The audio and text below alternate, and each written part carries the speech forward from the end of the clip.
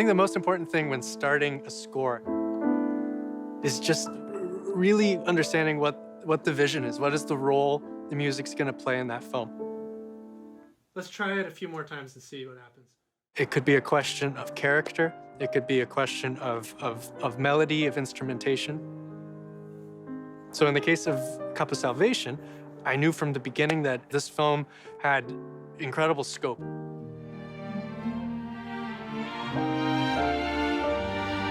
It was a film about a relationship, a father and daughter relationship, but it was also about adventure and high stakes and scale.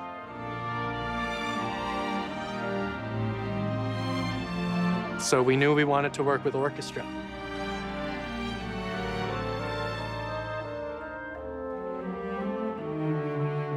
We also wanted to pay homage to the score from previous SOMM's films, which Brian Carmody and his jazz ensemble and that swinging sound that we wanted to incorporate in this as well.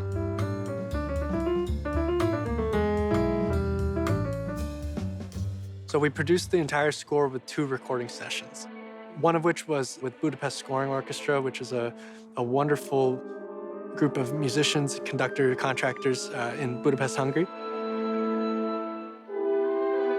We had a flute, clarinet, bassoon, 6 horn players, oboist, a string section. And then in town, at the village in Santa Monica, was the rhythm section. You want us, maybe we watch it? A more improvised music setting. We recorded piano, bass, drums, French horn, and trumpet.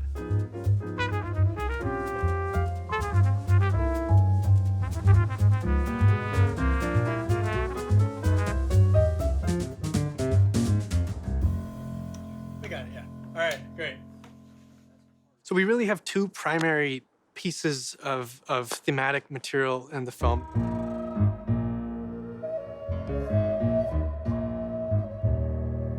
The first of which is for what we could call Vahe and Amy's theme.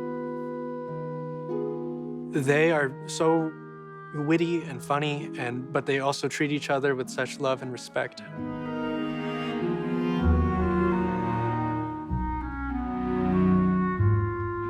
That theme, I think at its core, it's loving, but it's also prideful and strong. It's a little melancholy. I think it really resonated with me when Amy describes Vahe as a dreamer and a romantic. And I think the music sort of suggests their larger ambitions, both in what they're doing in the wine world, but also in what they're doing as Armenians and as preserving a culture.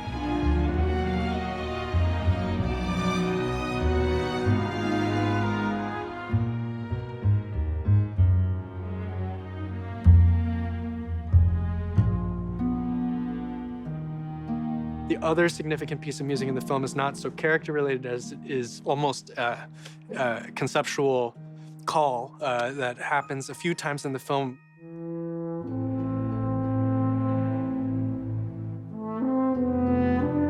Really, when we're thinking about culture and tradition and the richness of an ancient craft,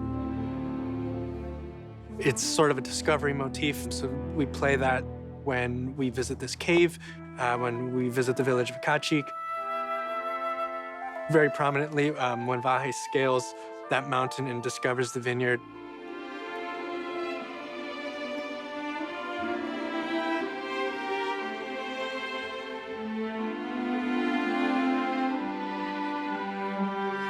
There's a cue in the soundtrack called 17,000 Bottles, which I think is the one I'm most proud of.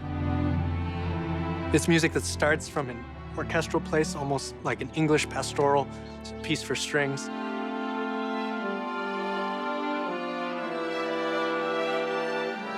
It occurs at the climax of the film where Vahe has gone to Iran. The music follows him from the ending of that chapter to the beginning of making this Molana wine.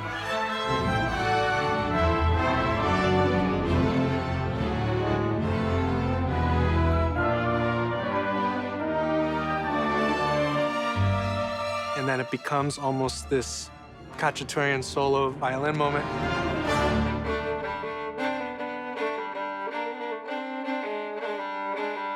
And then it ends with this big drum and huge sound, really an epic kind of culmination of the orchestra and the rhythm section.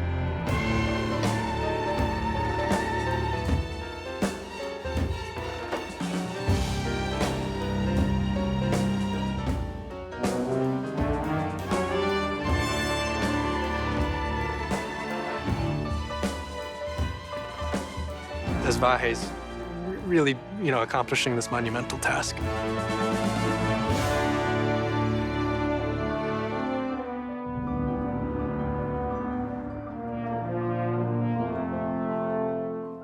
I really cannot overstate the value of live musicianship. When you invite a musician to perform a piece of music, they're bringing decades of experience to that. It's not unlike casting an actor. So in the case of an orchestra, if you have 33 players, in the case that we did, that have all studied their instruments for 30 to 40 years, I mean, suddenly that music is much, much bigger than just one person's perspective. Yeah. It's such a joy and privilege to work with Jason, Jackson, Christina, the whole team. The opportunity to write music for these characters that are doing so much with their lives to continue a tradition. It's an incredibly inspiring canvas as a composer.